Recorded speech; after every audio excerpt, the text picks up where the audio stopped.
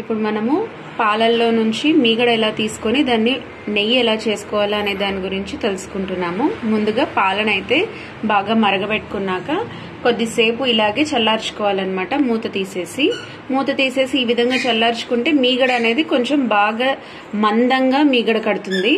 ఆ తర్వాత చల్లారిన పాలల్లో నుంచి ఇప్పుడు మనం మీగడ తీసుకొని ఇట్లా సపరేట్ చేసుకోవాలి.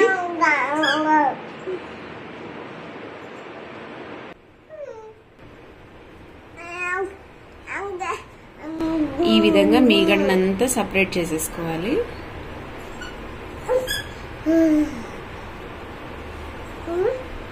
ఇన్ కేస్ పాలల్లో నుంచి మీగడ తీసుకోవడం కష్టంగా ఉంటే తోడు పెట్టుకున్న పెరుగులో నుంచి కూడా మనం మీగడ తీసేసుకోవచ్చు. అదైతే మనం సపరేట్ గా తోడు పెట్టుకోవాల్సిన పని లేదు. పాలల్లో నుంచి మీగడ తీసేటట్టయితే మనము ఫస్ట్ తీసుకున్న మీగడలో కొంచెం తోడు పెట్టుకొని పక్కకు తీసి పెట్టుకోవాలన్నమాట. ఇలా స్టోర్ చేసుకున్న మీగడని మనము ఫ్రిడ్జ్ లో పెట్టుకోవాలి.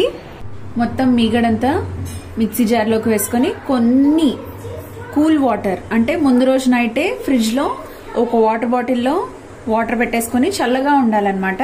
ఈవినింగ్ టైమ్స్ కానీ అంటే నైట్ టైమ్స్ కానీ లేకుంటే ఎర్లీ మార్నింగ్ టైమ్స్ కానీ ఈ ప్రొసీజర్ అనేది చేసుకోవాలి.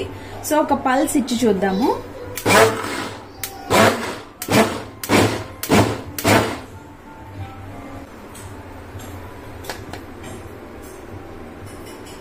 వావ్, మనకు వెన్న అయితే వచ్చేసింది.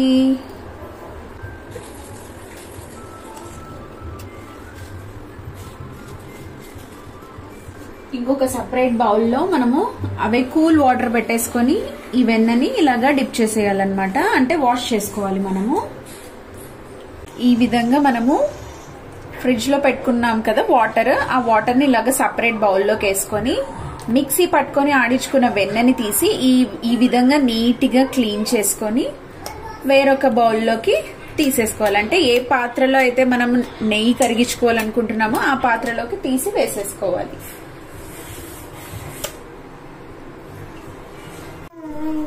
ఇప్పుడు మనము ఈ వెన్నని కరిగించుకొని నెయ్యి తయారు చేసుకుందాం. ఇదంతా ప్రాసెస్ మంటని సిమ్ లో పెట్టుకొని చేసుకోవాలి. ఓకే, సో పెట్టేశాను.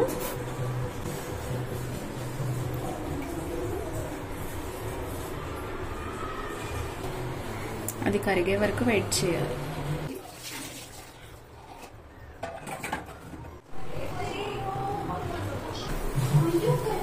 ఈ విధంగా ట్రాన్స్పరెంట్ గా స్టార్ట్ అయింది కదా రావడము. ఇప్పుడు ఇందులోకి నేను ఒక 5 నుంచి 6 మెంతులు వేసుకుంటున్నాను. మంచి స్మెల్ వస్తుంది మెంతులు వేసుకోవడం వల్ల. ఇప్పుడు స్టవ్ ఆఫ్ చేసేసుకుంటున్నాను. ఈ విధంగా వచ్చింది కదా, స్టవ్ ఆఫ్ చేసేసుకొని వడగట్టేసుకుందాము.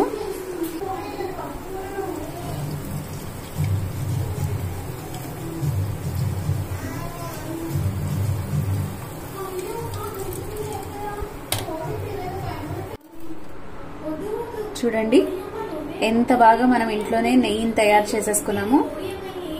మరిన్ని వీడియోస్ కోసం నా ఛానల్ ని సబ్స్క్రైబ్ చేసుకోవడం మాత్రం మర్చిపోకండి.